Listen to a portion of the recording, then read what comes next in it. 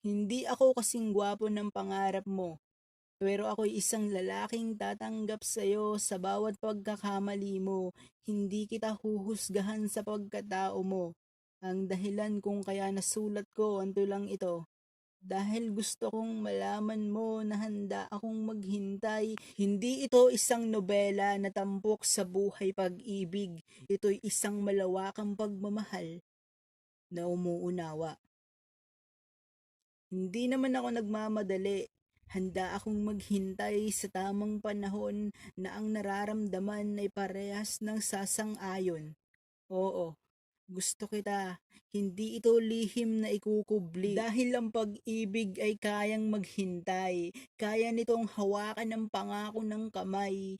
Pero kung sakali man na matagpuan mo ang lalaking para sa'yo, ay handa kong tanggapin, hindi ako malulungkot.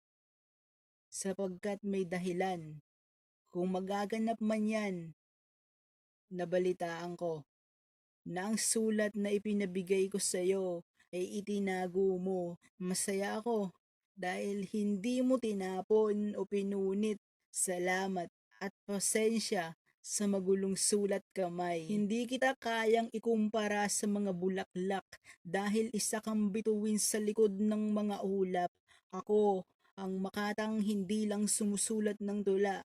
Kaya ko ring tapatan ng gawa, hindi maihahalin tulad sa pelikula, sapagkat ito'y isang tunay na istorya at ito'y tula ng makata na ibinibigay ko sa isang dalaga.